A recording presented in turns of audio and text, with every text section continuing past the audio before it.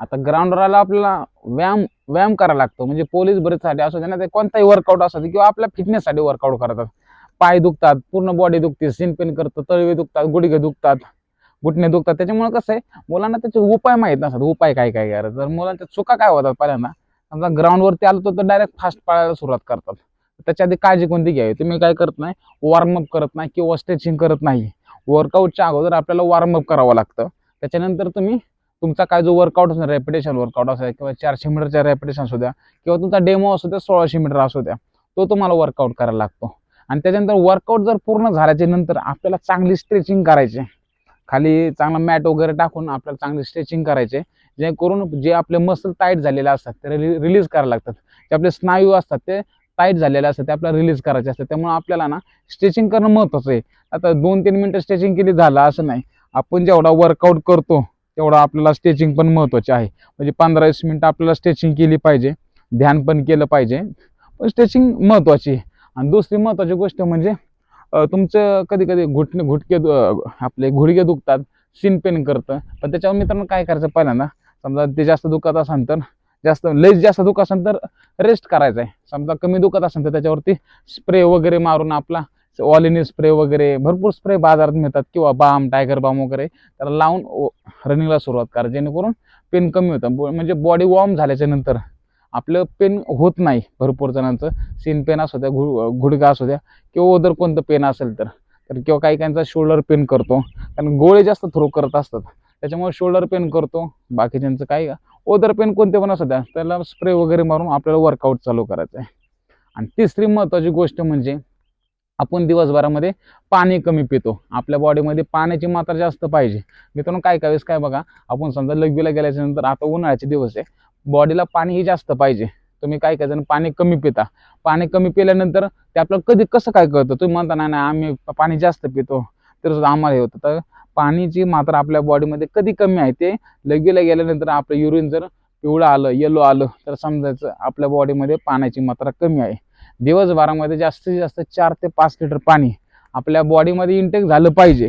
तेवढं आपलं पाणी तेवढं पाणी आपल्या बॉडीमध्ये नाही गेलं तर क्रॅम्प येतात मित्रांनो, बॉडी चांगली जात नाही, स्ट्रॅड ओपन होत नाही रनिंग करताना.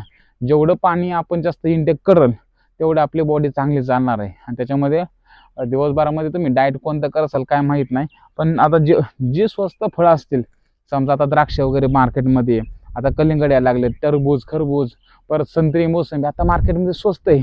जे स्वस्त फ्रूट असेल ते आपल्याला जास्त घ्यायचं आहे, म्हणजे ते आपल्याला इंटेक करायचं. फ्रूट काय काय ना, जास्त फ्रूट याची तेवढी ऐपत नसते, पण जे स्वस्त फ्रूट आहे ते तर घेऊ शकता ना. आपल्या बॉडीसाठी आपल्याला ते करावं लागणार आहे. तरी सुद्धा भरपूर जणांचं पूर्ण बॉडी पण पेन करत असते. तुमचा आठवड्यातून समजा हेवी वर्कआउट होत असेल, काही कारणा स्ट्रेचिंग करायला वेळ नसेल किंवा कधी केले नाही, बॉडी टाईट झाली, तर आठवड्यातून एकदा मित्रांनो आपली मित्राची आपली मसाज करायची पूर्ण बॉडीची. मस्त सरसो तेलाने किंवा मोहरीचं तेल असेल, मस्त मालिश करायची रविवारचे तुम्ही रेस्ट घेत असताल, रविवारच्या बॉडीला मस्त मालिश करायचे. मस्त सरसो किंवा मोहरीचं तेल लावल्यानंतर मस्त उन्हात पडायचं, मस्त आराम, एक 10-15 मिनिटं मस्त शवासन करायचं, जेणेकरून हे ते बॉडीला आपण मसाज केले तर आपल्याला जाणवेल, मावेल आपल्याला. त्यामुळं मसाज करणं खूप महत्त्वाचं असतं. त्यासाठी डाएटचं मी प्रत्येक वेळी ना मुलांना सांगत असतो, पण ते म्हणतात की डाएट बीटची आम्हाला काही गरज नाही, प्रोटीन बिटीनची काही गरज नाही. तर मित्रांनो कसं असतं, आपण एक उदाहरण सांगतो, आपण नुसती गाडी चालवतोय, नुसतं पेट्रोल ओतून काय उपयोग नसतो, त्याला ऑइलची पण गरज असते मित्रांनो.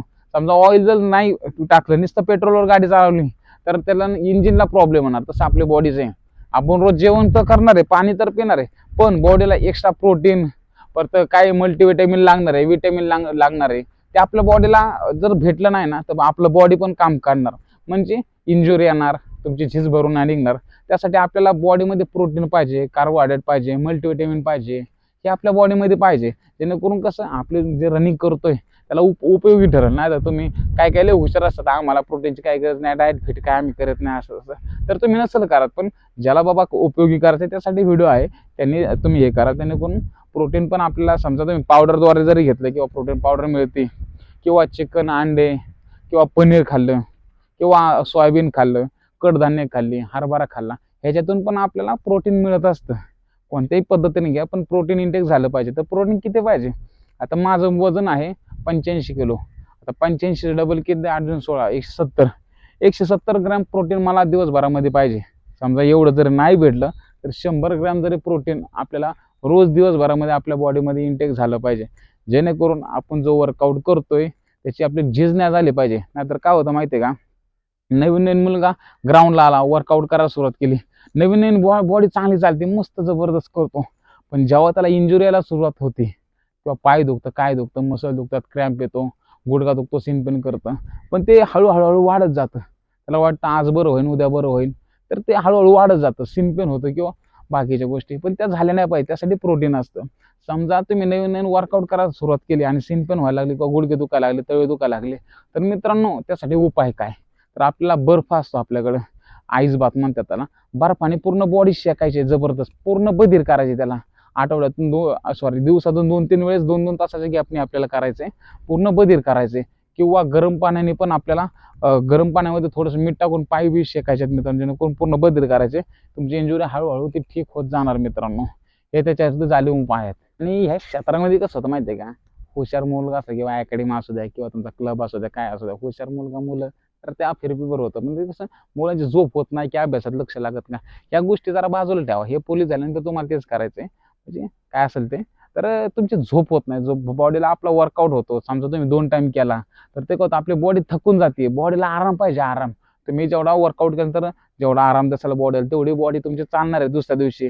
समजा तुम्ही आदल्या दिवशी जबरदस्त वर्कआउट केला, रात्री नीट झोपला नाही, दुसऱ्या दिवशी बॉडी तुमची रेडी नसणार आहे. त्यामुळं जास्तीत जास्त 7 तास तरी आपल्या बॉडीला झोप पाहिजे, जेणेकरून रिकव्हरी चांगली होईल, आपल्या मसल मस्त आराम करतील.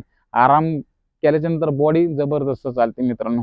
नाहीतर मग रात्री झोपताना फोनवर बोलत बसला 2 वाजेपर्यंत, सकाळी सूद येत नाही त्याला उठायची.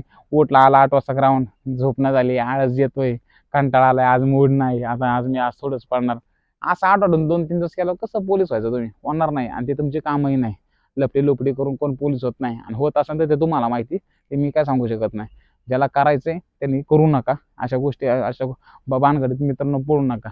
आपण काय जागीरदारची पोर नाहीये, समजलं का. आणि आपल्याला डाएटमध्ये ना मित्रांनो, मेडिकलमध्ये इलेक्ट्रॉल पावडर मिळते, एनर्जल मिळतं, ते आपल्याला आठवड्यातून 2-3 वेळेस जरी घेतलं तरी ते दिवसभरामध्ये चांगलं असतं.